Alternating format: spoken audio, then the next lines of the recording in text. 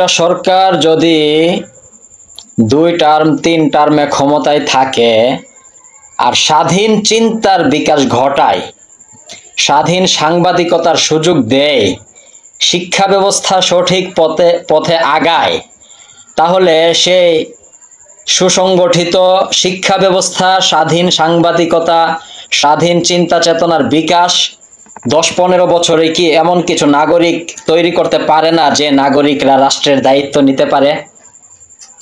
যদি সরকার স্বয়ং এই প্রশ্নটা তুলে তাহলে কি বোঝা যায়? এটা সরকারও বুঝতে পারে না যে এটা যে সরকারের চরমতম একটা ব্যর্থতা। একটা চা স্টলের মালিকও তার বিকল্প রাখে। কেন? সে যে কোনো সময় অসুস্থ হতে পারে, মারা যেতে পারে। যদি কোনো সমস্যা হয় তাহলে যেন তার ছেলে বা তার ভাই বা অন্য কেউ এটা চালিয়ে যেতে পারে, সে যেন কিছুটা লভ্যাংশ পায়। তো নিজেকে কখনো অপরিহার্য করে তুলবেন না। মানুষের অনেক কাজ, আমার আপনার নিজস্ব কিছু কাজ আছে। আমি যদি রাষ্ট্রীয় দায়িত্ব পাই, সামাজিক দায়িত্ব পাই, সেটা কিন্তু অ্যাকচুয়ালি আমার কাজ না, অন্যদের, অন্যের সেবা, সমাজের সেবা, রাষ্ট্রের সেবা কে করবে? আমি। তো স্বয়ং আমার চিন্তাটা করে আমি সামাজিক রাষ্ট্রের সেবা করব।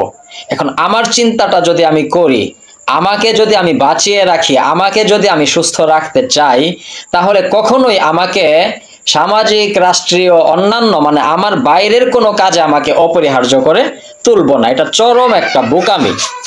বিকল্প গড়ে না উঠলে পরবর্তীতে রাষ্ট্রের চরম ক্ষতি হবে। তো এই ক্ষতিটার দায়ভার কার? বিকল্প গড়ে না তোলা এবং বিকল্প গড়ে উঠতে না দেওয়ার মানে এই না যে আমি সব সময় থাকবো। বিকল্প গড়ে উঠলেও আমাকে চলে যেতে হবে একটা সময়, না উঠলেও চলে যেতে হবে। কিন্তু যদি আমার দায়িত্বে বিকল্পটা গড়ে উঠে তাহলে এটা আমার মহত্বতার প্রমাণ, আমার উদারতার প্রমাণ, এবং আমি যে সত্যিকার অর্থে রাষ্ট্রের একজন কল্যাণকামী, আমি একজন দায়িত্বশীল, সেটার প্রমাণ। অথচ আমি হাস্যকর ভাবে সেটা উপস্থাপন করি যে বিকল্পকে।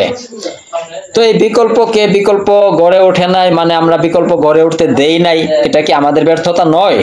শেখ হাসিনা সরকারের পতন ঘটলো, তেমন কোনো বিকল্প নাই, না থাকার কারণে কে আসলো প্রধান দায়িত্বে? তার যে শত্রু এমনই একজন এসেছে। অথচ যদি বিকল্প পাওয়া যেত তাহলে আজকে ডক্টর ইউনূসকে আনা হতো না। ডক্টর ইউনূস ছাড়া আপাতত বলাই যায় যে তেমন আর কোনো বিকল্প নেই।